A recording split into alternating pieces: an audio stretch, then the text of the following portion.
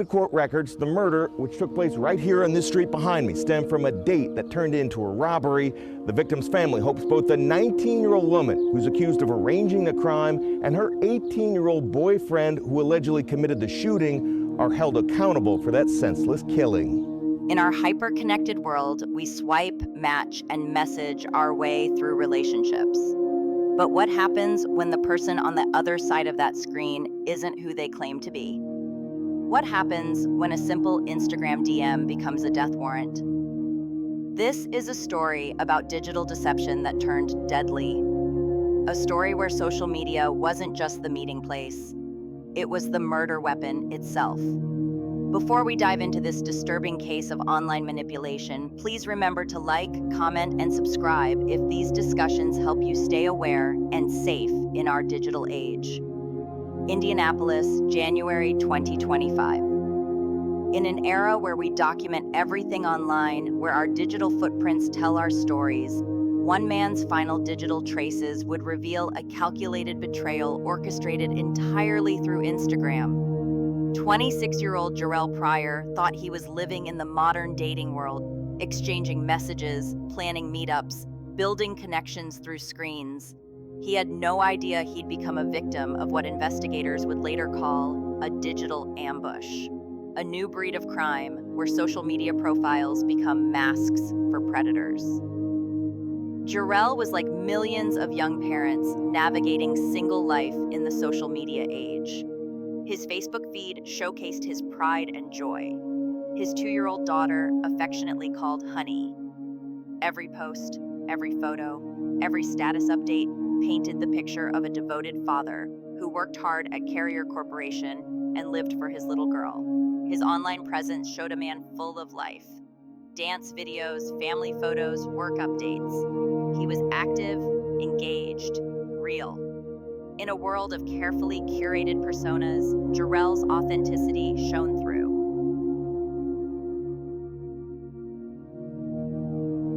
His grandmother Linda would later share how he'd stop by daily after work, and his brother Byron remembered him as the family joker who brought laughter wherever he went. But here's where our story takes its dark turn, because while Jarrell was being genuine online, someone else was crafting a deadly fiction. 19-year-old Alexis Hawkins understood something about social media that many don't fully grasp.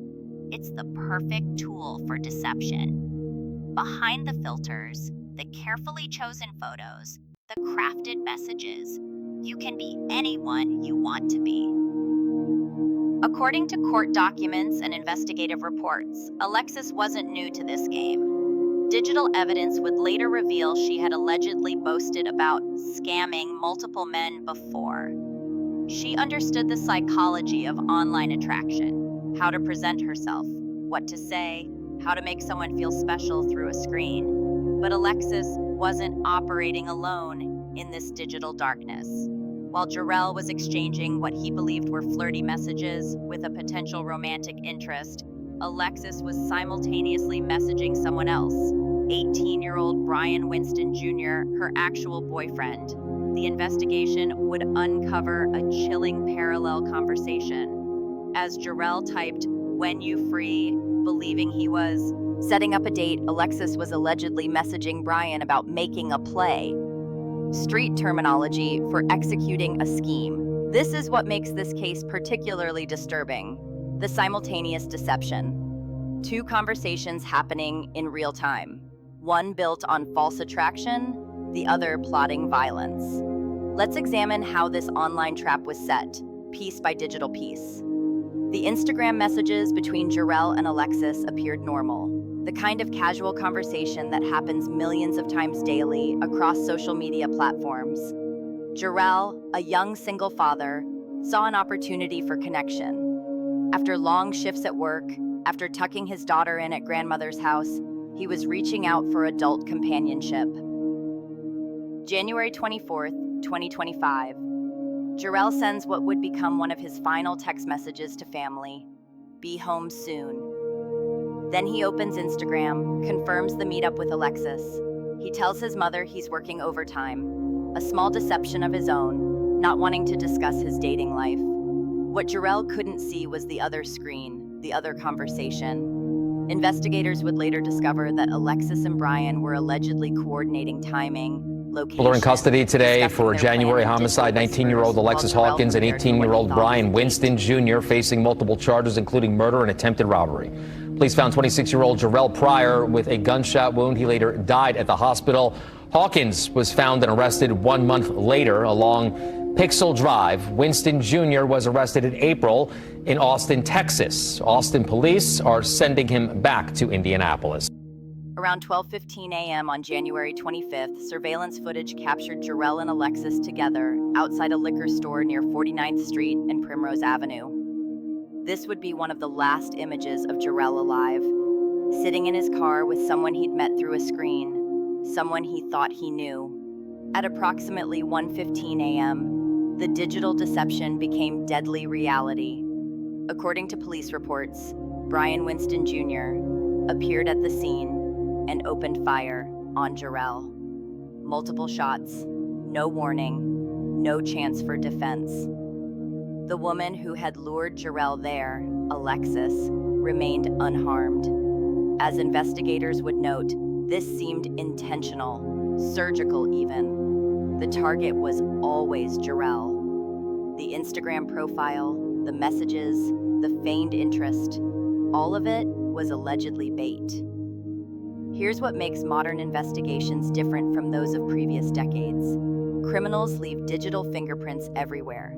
Within hours of the shooting, investigators discovered Alexis was Googling terms like "news today near me" and "shootings Keystone," checking to see if her alleged crime had made headlines. She was also sending messages requesting rides away from the crime scene. These digital breadcrumbs would become crucial evidence. Every search, every message, every timestamp telling the story of what really happened that night. When investigators examined Jarrell's recovered phone, they found the Instagram conversation with Alexis. But more importantly, through search warrants for Alexis's account, they discovered the parallel conversation with Brian. The real conversation about robbery and violence. IMPD detectives understood they were dealing with a crime born online, and that's where they'd find their evidence. The Instagram messages between Alexis and Brian allegedly contained discussions about previous plays. Other men Alexis claimed to have scammed. This wasn't a first attempt, it was allegedly part of a pattern. But this time, the scam turned to murder. When detectives brought Alexis in for questioning on February 6th, roughly 2 weeks after Jarrell's death, they had already assembled the digital puzzle. Her defensive responses, "My fingerprints aren't on anything, it's not going to be on no weapon," showed someone trying to distance herself from physical evidence while being trapped by digital proof.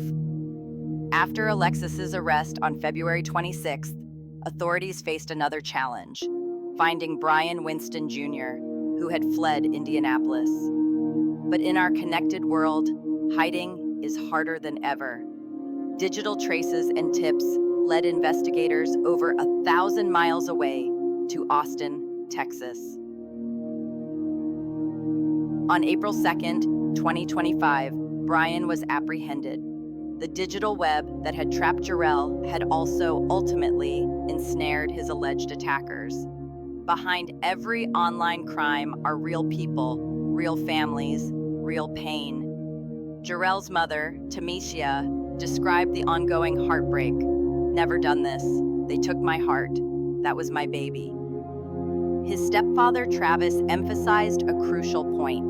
Jarrell wasn't involved in anything dangerous. He was a working father who thought he was going on a date. But it's Jarrell's daughter, Honey, who represents the most tragic outcome of this digital deception. Now 3 years old, she still calls out, "Daddy, where are you?" expecting him to pop around the corner like he used to during their hide-and-seek games. But Daddy's not hiding anymore. He's gone, victim of a trap set through Instagram messages.